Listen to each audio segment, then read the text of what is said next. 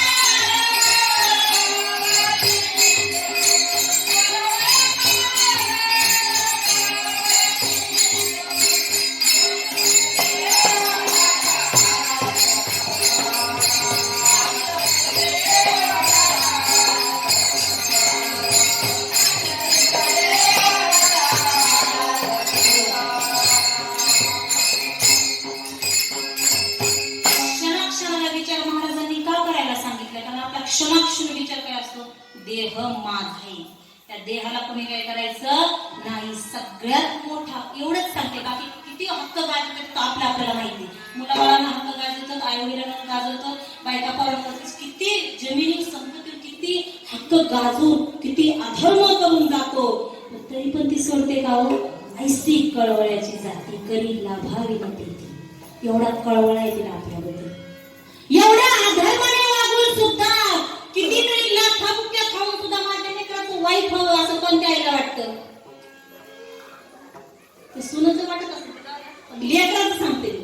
कोणत्या आईला असं वाटतं की माझ्या लेकराचं वाईट व्हावं? मला वाटतो. मग एवढा धर्म आपण त्या विठू माऊलीवरती गाजवतोय. अरे हे माझं आहे, ते घर माझं आहे, गाडी माझी आहे, बायको माझी, पोरग माझं आहे. आहे तिचंच अधिकार गाजवते मी अधिकार त्याच्यावरती गाजवतोय, अहंकार रूपी मी. म्हणून तर तिथपर्यंत पोहोचायला याचं कारण आपण लेकरू होत नाही. असं लेकरू कसं फक्त इथून पुढं कितीही काहीही ऐका, कारण भरपूर प्रकारचे वक्ते या ठिकाणी येऊन जातात. कितीही ऐका, ज्याच्या त्याच्या मनाप्रमाणे ज्याच्या त्याच्या बुद्धीप्रमाणे तो वक्ता बोलत असतो, भगवंतच बोलत असतो. परंतु खरं माय लेकराचा दृष्टांत कुठं सोडू नका. माई लेकराचं जेवढं प्रेम असतं ना, त्याच्या अनंत कोटीने म्हटलं तरी तिचं आणि माझं प्रेम असतं. पहा त्या भगवंत द्यायचं नाही तर देहाला माझं म्हणून आजपासून ठरवायचं आपल्याला. इथून माझं झाल्याच का भगवंता, पण इथून पुढे देणार ठेवूया. देहाला काटा मोडला, अरे आमची गुरुमाऊली आम्हाला प्रयोग कसा करायला सांग. तुम्ही आंघोळ करताना हे हातपाय चोळताना म्हणा ना, तुम्ही माझ्या भगवंताला आंघोळ घालते, मग बघा त्याच्यात काय प्रेम असतं. जेवताना म्हणा ना, माझ्या भगवंताला मी गुलाबजाम घालते, चवच वाटायची नाही. पण त्या गतीला जर गेलं तर काय खातात तुम्हाला कळणार नाही. ते काहीच तुम्हाला कळणार, काय खातो आम्ही कासे असं मग काहीही कळणार नाही. काय करतात ते त्या एका भगवंतासाठी अर्पण करा, म्हणजे आपण ह्या जन्मातून सुटू. म्हणजे काय, आपल्याला कोणी जखाडलंय असं नाही, आपण त्याला जखाडले. आपण मुक्त होतो परी बरे झाल्याबद्दल मुक्त नेता आपण. परंतु फक्त माझं म्हटल्यामुळे एवढा घोटाळा झालाय. आपल्या पोटचं लेकरूला अधिकार मी गाजवतो. माझी आई सतत सांगते, सांग त्या लेकराचं काय बनवलंय तू. हात बनवलाय, पाय बनवलाय का, मुलगा होईल मुलगी होईल, तिला काय आजार होतील, आपल्या हातात आहे का ते? आपल्या हातात काही नाही. मग आजपासून प्रत्येकाला एकच शोध घ्यायचा, आपल्या हातात नेमकं काय आहे. एका भगवंताच्या चिंतनाशिवाय आपल्या हातात काहीच नाही. आणि ते चिंतन सुद्धा तीच करून घेते, फक्त तिच्यावर विश्वास ठेवायला शिका माता पित्यांनी. ती फक्त लेकराचं हित करते, कळत्याचं हित कधीही करत नाही. कळवळ आहे ऐसी कळवळ्याची जाती करी लाभाविना प्रीती. तिला कसला लाभ आहे का? मग अशी सांगून गेली, आई ज्यावेळेस बाळाचं करते, मुलाचं करते, मुलगा मोठा झाल्यावरती त्याचं करते, त्यावेळेस तिला त्याचा काय, त्याच्या मागं तिचं भलं काय. लोकांनी चांगलं म्हणावं हे असतं का? नाही. त्यांनी मला चांगलं सांभाळावं असतं का? अजिबात नाही. एकमेव व्यक्ती आई रूपामध्ये तीच भगवंत रूपी आपली आई, तीच आपल्यावरती निष्काम प्रेम करते. मला वाटतं ज्ञानेश्वरीमध्ये 18व्या अध्यायामध्ये कर्माबद्दल बोललेले आहे त्या ठिकाणी की निष्काम नैष्कर्म्य अशी कर्माबद्दल. तर निष्काम कर्म तर आपण करत नाही, पण ती व्यक्ती फक्त त्या मुलाबद्दल निष्काम कर्म करते. कोणीही कोणावरती खरं प्रेम करत नाही. आपला काहीतरी हेतू असतो त्याच्या मागे, आपल्याला काहीतरी भेटावा हा हेतू असतो, म्हणून तो गोड गोड बोलतो. म्हणून मी म्हटलं पाहिजे, जे आपल्यासोबत चांगलं बोलल ना घात घ्या, जे आपल्याला शिवे देईल ना अरे वा धन्यवाद. मी तर म्हणते आजपासून शिवे देणाऱ्याच पाया पडावं.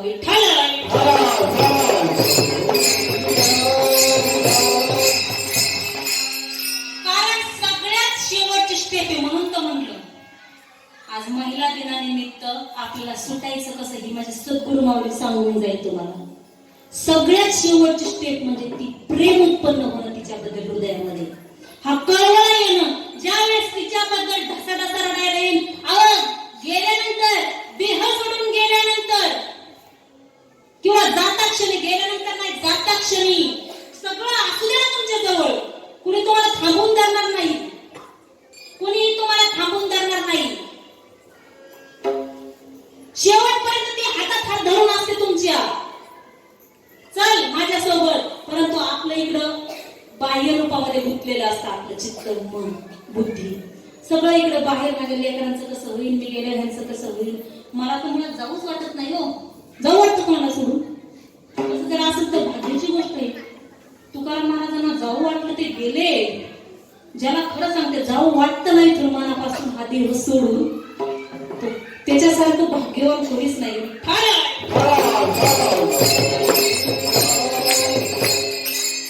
खरं कंटाळा येईल मान्य, ऐकताना डुकलेले येतील मान्य आहे तुम्हाला, पण खरं हे तत्वज्ञान आहे. ह्याच्याशिवाय आम्हाला दुसरं ऐकू सुद्धा वाटत नाही काही. कारण कीर्तन बोलण्याचा अधिकार नाहीये मला तो, परंतु कीर्तन सासू सुनांच्या गप्पा नाही देत. समजून सांगा तुम्ही ते उदाहरण देऊन असं असं तसं तसं. पण कीर्तन पहिली गोष्ट म्हणजे मनोरंजन नाहीये. टीव्ही पहा, तिकडं जाहिराती पाहते मनोरंजन. कीर्तन भजन कधीही मनोरंजन म्हणून करू नका, वाया जाईल आपला जन्म. तिची सेवा म्हणून करा, सेवक व्हा तिचे. सेवक झालं म्हणजे काय, एखाद्या राजाच्या हाताखाली जर एखादा शिपाई असेल तर राजा सांगत तसंच करणार. आपल्याला राजा आपला सांगतो आता असं करायचंय असं करायचंय, पण ह्या पाठीला वाटतं मी करतोय सगळं काही. मग सेवकाप्रमाणे सेवका तुझे स्नेहाळे, सेवकाप्रमाणे सेवक झाला म्हणजे बालक झाला.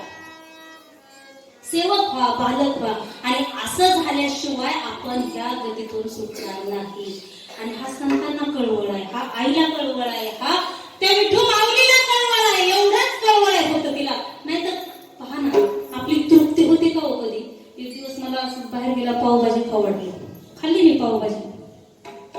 मी दुसऱ्या दिवशी मी प्रयोग केला, आज मी खाऊ वाटते, खाल्ली. तिसऱ्या दिवशी मी खाऊ म्हणले, खाण्याचं कधी सुटायचं बाबा. खाल्लं तरी तृप्ती होती का आपली? नाही ना. पुन्हा भुकी लागतीच, पुन्हा खावंसं वाटतं.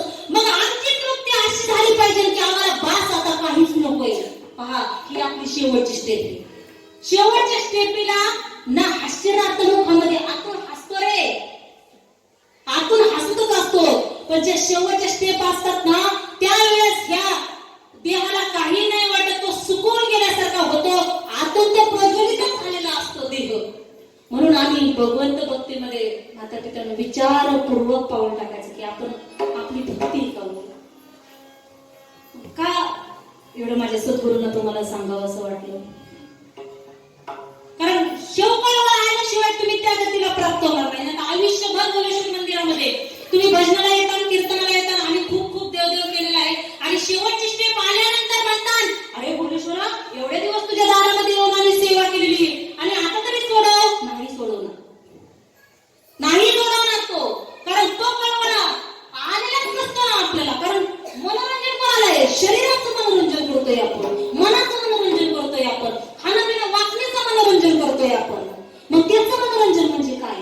आंधळे महाराज खूप छान सांगतात, तुम्ही आत्म्याचा भाव बघा, देहाचा भाव नका बघू. तुम्ही आत्म्याचा भाव बघा, त्याला काय लागतं.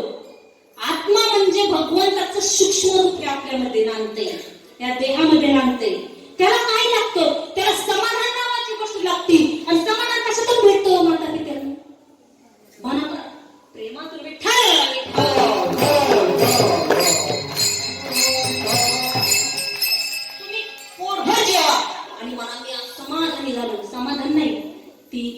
त्याची तृप्ती आहे.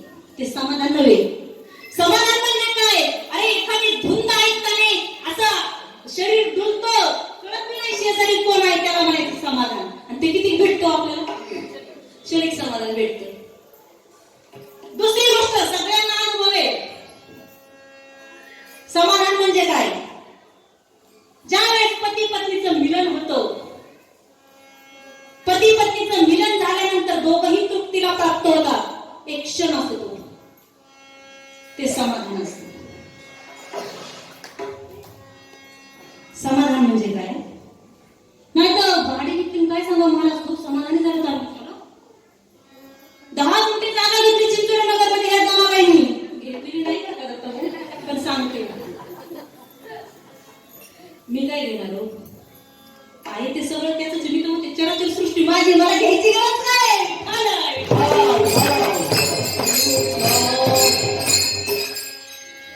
समाधान समाधान कळावं म्हणून दृष्टांत दिला. पती पत्नीच्या मिलनाचा जो शेवटचा पॉइंट असतो ना, त्या ठिकाणी भेटतं ना जे थोडस भेटतं, आणि असं समाधान, सतत समाधान त्या भगवंता, ते आपल्या आईपाशी. म्हणून बायको करण्याऐवजी जर आईला जर आयुष्यभर झटलं, काय कमी पडणार आहे आपल्याला? बायको काय देते? आईचं प्रेम लेकराला समाधान देते.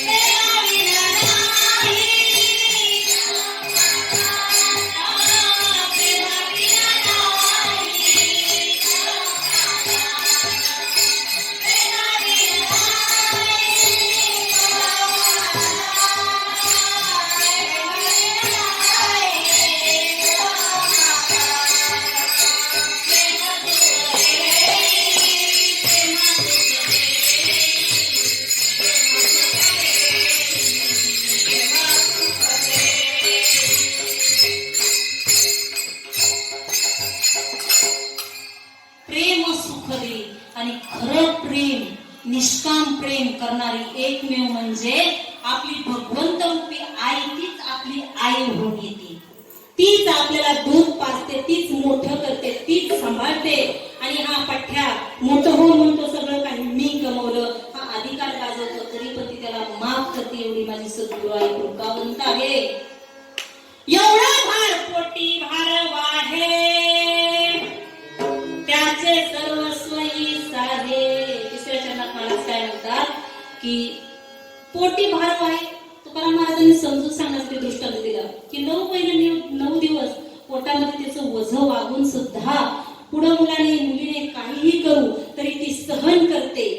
पोटी भार वाहे त्याचे सर्वस्वही साधे. आपण सुद्धा हे अधर्म करतोय, हक्क वाढवणं अधर्मही, अधर्माने का आपण राहतो या ठिकाणी. मग इथून पुढे ध्यानात ठेवायचं, राहायचं तर खरं या जीवनामध्ये, जगायचंय, लिहिलंय जगणं आहे आपल्या, पण तिचं म्हणून जगायचं, तिच्यासाठी जगायचं, ती जगली ती म्हणून जगायचं.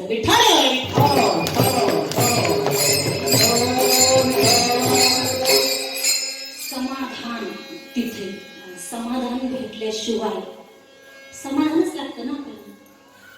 प्रेमामध्ये समाधान आहे, समाधान फक्त तिच्याकडे आहे, तिच्या नामामध्ये समाधान आहे. सुरुवातीला कंटाळा येतो, नकोसं वाटतो, कारण जे शोधविकार बसलेत की नाही, आपले खरे शत्रू आतमध्ये बाहेर नाही, सगळे सांगतात पण आम्हाला कळतच नाही आतले कोणते. काम, क्रोध, लोभ, मोह, मद आणि मत्सर, 6 विकार आपल्या मनामध्ये इच्छा झाली म्हणजे काम वासना झाली की हा एक आपला शत्रू आहे. कारण काम वासना आपल्याला तिकडे घेऊन जातो ना. काम, क्रोध, आपल्याला राग येणं, हा आपला शत्रू आहे. काम, क्रोध, लोभ, एखाद्याविषयी लोभी होणं, तो सुद्धा आपला शत्रू आहे. काम, क्रोध, लोभ, मोह, मद, मत्सर, एखाद्याविषयी प्रेम, जिव्हाळा, मोह वाटणं, हे सुद्धा आपला घातच करतो. कारण आपण त्याच्यात रमतोय ना. रमलं नाही पाहिजे कशामध्ये, त्याच्याशिवाय एका भगवंताशिवाय रमू नका कोणामध्ये.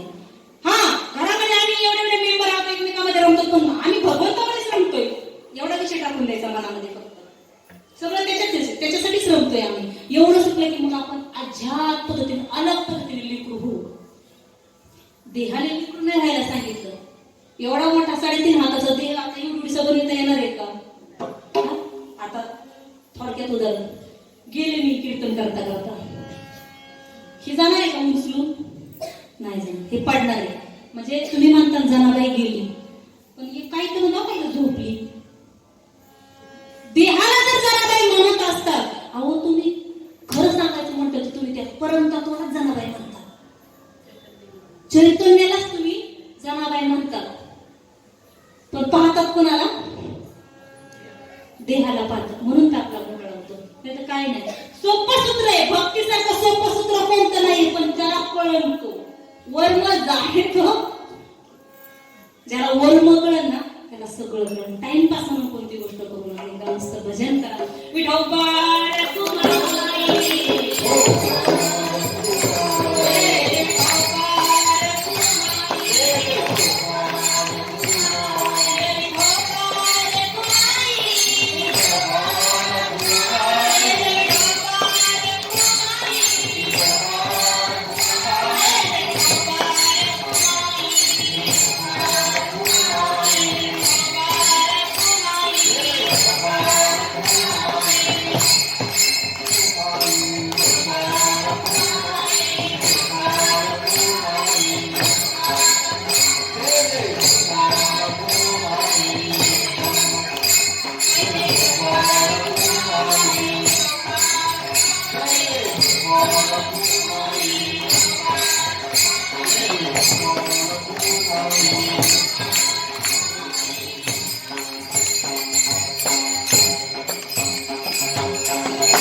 साक्षात तुम्हाला माऊली जरी प्रसन्न झाले आले ना, तुकाराम महाराज जरी प्रसन्न झाले ना, साक्षात संतांचं जाऊ दे, विठ्ठल जरी तुमच्या चालत चालत असा करून पुढे आला तरी तुम्हाला हेच सांगणार माता पित्याने. खरंच कळकळीने सांगते.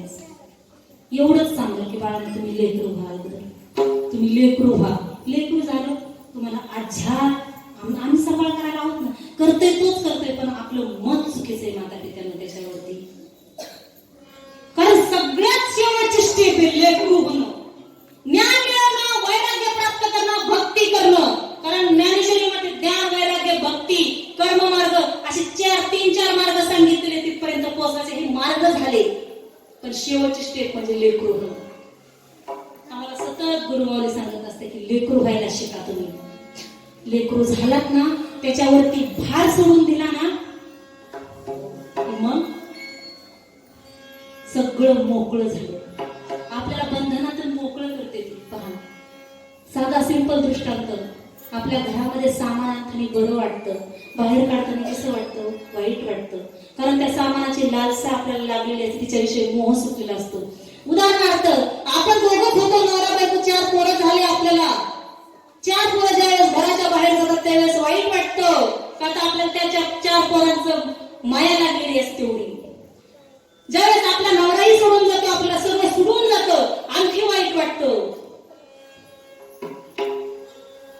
नाथा घरची उलटी खून आपल्याला वाईट वाटतं, पण तिला बरं वाटतं. मोकळं झालं नाही एकदा लहान लेकरासारखं, सगळं सोपून द्या ना त्याच्यावरती तुम्ही. दुःख नावाची गोष्ट कुठे?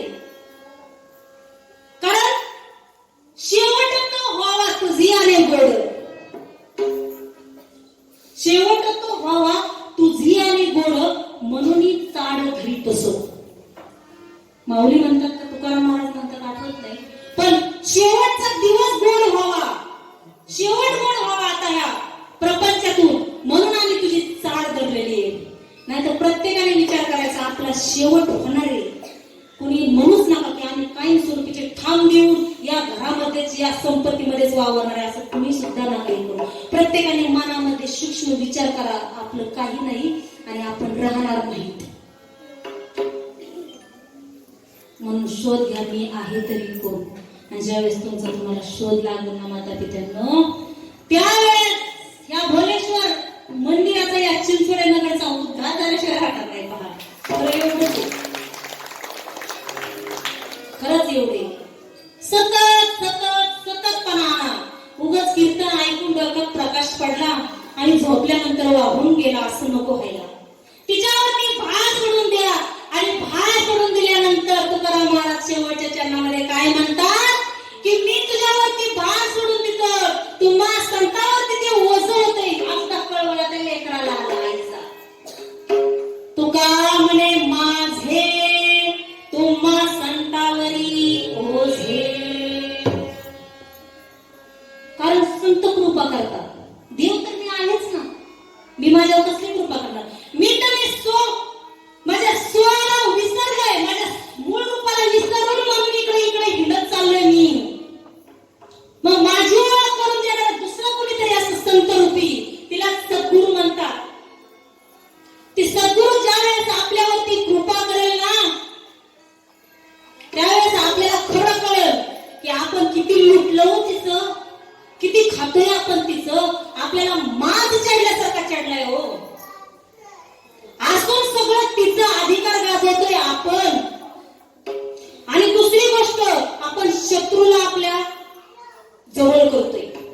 राग आला की रागाच्या भरामध्ये कोणाला शिव्या देऊन मोकळा होतो, कोणाला मारून मोकळा होतो. कारण रागाचा संग धरल्यामुळं. राग म्हणजे मी नाहीये. रागाचा संग धरल्यामुळे कसा बनला, लोभाचा संग धरल्यामुळे तर संपत्ती आधी एवढं मोठं आलं जवळ. महाराज खूप छान सांगतात. आणि भला मोठं वृक्ष असतं तेव्हा त्याची मुळं सुद्धा तेवढे खोल गेलेले असतात. ते उपटत नाही. म्हणून आपल्या मनामध्ये जेवढं काय असेल ना जास्तीत जास्त, तेवढं आपल्याला ते काढण्यासाठी अवघड आहे. आणि मोठ्या झाल्याशिवाय लेकरू होत नाही, आणि लेकरू झाल्याशिवाय हित करीत नाही.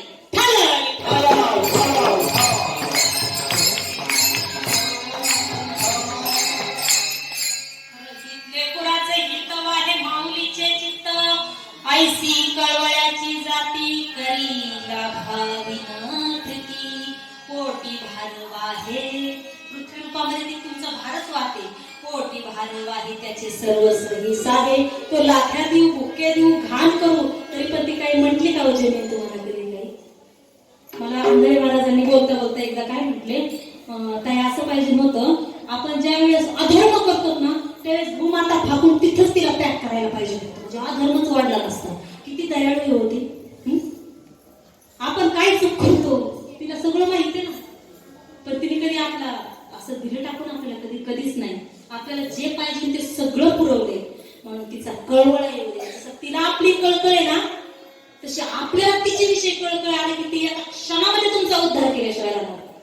पोटी भारव आहे त्याचे सर्वस्व आहे. तुका म्हणे माझे तुम्हा संतावरी ओझे. माझं पण जे आहे ना, माझं पण माझे का म्हटले, कारण मी जेवढे माझं चार देहानी माझं पण म्हणतो त्याचं सगळं ओझं तुमच्यावरती टाकतो. त्यावेळेसच लेकरू होतं. म्हणून लेकरू व्हायला शिका. आज या संपलं, झोपू नका, थोडंच राहिले. आज या महिला दिनानिमित्त आनंद वाटला सद्गुरूंना तुमच्यासोबत बोलण्याची, चर्चा करण्याची. सद्गुरू कृपेने हा प्रसाद मला भेटला. आणि दुसरी गोष्ट म्हणजे थोडंसं 5 मिनिटं बाहेर येऊन बोलते की सगळ्या माता माऊल्यांनी मला या चिंचोळे नगरमध्ये 6-7 वर्ष लेकरू म्हणून सांभाळले. आनंद वाटला, मला खूप आनंद वाटला. त्यांच्याच आशीर्वादाने त्या बोलले म्हणून मला काय करायचं, उभं राहण्याचं काम तो करतो, घेण्याचं काम तो करतो. पण खरं आपल्याला, कारण आलेला जन्म फुकट घालायचं नाही आपल्याला. नाहीतर कोट्यावधी रुपये जर कमवले आपण आणि जर फुकट गेलं तर आपल्याला किती कळकळ वाटते की नाही. मग ह्याला काय कोट्याचं मोल देता येईल का, नाही देता येणार. हे कितीतरी मोलाचं आहे, कारण ह्याच्यासारखं वैभव नाही. म्हणून आता कळकळीने इथून पुढं सगळं भगवंता तुझंही तू करतोय. कोणाची निंदाही करू नका, कारण बसल्या बसल्या कातक लागून जातं. कधी डोक्यावरती बसायचं कळत नाही. कुणी कसंही दिसू, कुणी कसंही फिरू, कुणी नागडंगड हिडू, काही गरज नाही कोणाला नाव ठेवायची. ध्यानात ठेवायचं, आवडत नसेल भगवंत त्याला वाटलं करू तो तसा करतोय. कीर्तनकार कोणी कसाही असो, कसंही सांगू, वाटलं त्या भगवंताला तो बोल, तुला घ्यायचं तेवढंच घे. निंदा बसल्या बसल्या डोक्या वज आहे ना. हा आई म्हणते पोरा असं नको करू, पोरा तसं नको करू. त्याने हात होतोय बाळा. हेच सांगतो सगळ्या ज्ञानेश्वरी कोणत्याही वेदामध्ये 4 वेद 6 शास्त्रे 18 पुराणे ज्ञानेश्वरी ग्रंथ हरिपाठामध्ये तुम्हाला हेच तत्वज्ञान पण ते कळत नाही. ते उलगडून सांगत नाही आपल्याला कोणी. नाही तर खरं जे आहे ना ते ह्या 3.5 हाताच्या देहाच्या बाहेर काही नाही. सगळ्यात आपलं जे आहे ना ते मन आहे, मन मन म्हणून एका मनामध्ये फक्त त्यालाच ठसवायचा.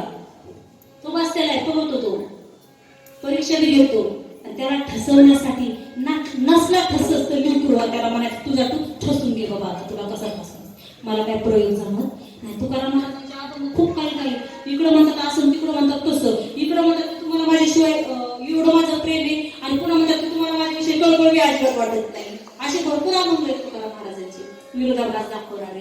कधी रागामध्ये म्हणतात, कधी प्रेमामध्ये बोलतात, पण ते एकाच भगवंताला बोलतात. म्हणून जे काही कर्म करतो आपण ते त्या भगवंतासाठी. आणि भगवंत अर्थ माझे पण काढणं म्हणजे काय काढणं, मी आणि माझे पण बाहेर काढून घेणं म्हणजे काय, त्या कर्मामध्ये आसक्ती न ठेवणं. ते कर्म तो करतोय, भले तो नित्यनैमित्तिक कर्म असो, भले प्रपंची कोणतीही कर्म असो, तो करतोय, त्याला खेळ खेळायचा आहे. तुम्ही फक्त पहा ना त्याची मजा, तो किती छान पद्धतीने खेळ खेळतो नाही का. आणि सोडून जाताना काही वाईट वाटण्याचा प्रश्नच नाही. कोणी कोणाला जर सोडून गेलो, माऊलींनी 2च मिनिटं बोलतात आणि माऊलींनी इतकं छान सांगितलंय की खरी भेट म्हणजे काय. ज्यावेळेस चांगदेव महाराजांना उद्देश केला, चांगदेव 65 लिहिताने चांगदेव महाराजांना भेटायला यायचं होतं माऊलींना, त्यावेळेस भेट म्हणजे काय याचं वर्णन केलेलं आहे. म्हणजे मनातून आठवण काढली की ही खरी भेट आहे. मनातून जो आठवण केली ना ही खरी भेट आहे. देहाची भेट, दृष्टीची भेट हा भास आहे. आता तुम्ही समोर बसलात, मी उभा आहे, आपल्याला वाटतं आपण एकमेकीला पाहतो, पण नाही. ज्यावेळेस तुम्ही मनातून पाहता ना ह्या मनाला, त्यावेळेस ती खरी भेट आहे. म्हणून भरपूर असे काही छोटे छोटे पॉइंट्स असतात त्याच्यामध्ये निघतात.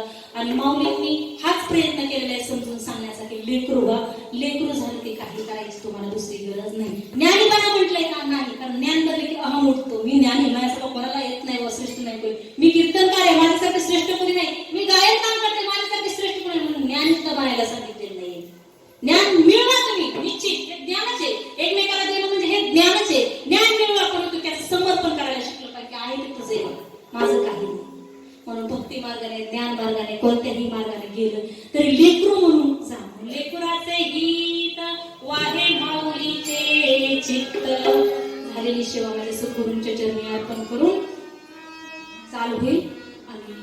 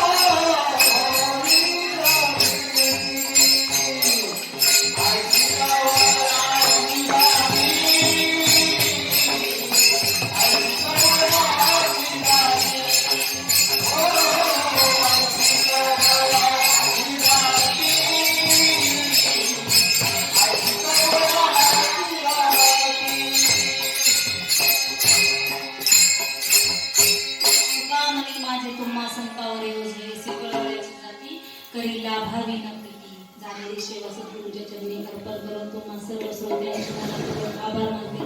कारण तुमच्या लेकराचं 1.5-2 तास काय 1.5 तास तुम्ही ऐकून घेतलं त्याच्यामुळे कोटी कोटी तुमचं म्हणजे आभार मानते. वाईट वाटत नाही परंतु मनोरंजन आपण केलेलं नाही. दुसरी गोष्ट म्हणजे काही दिवसासाठी म्हणजे वाईट काही दिवसासाठी चिंचोळी नगर सोडणारे असलं नशीब भोलेश्वराने बोलवलं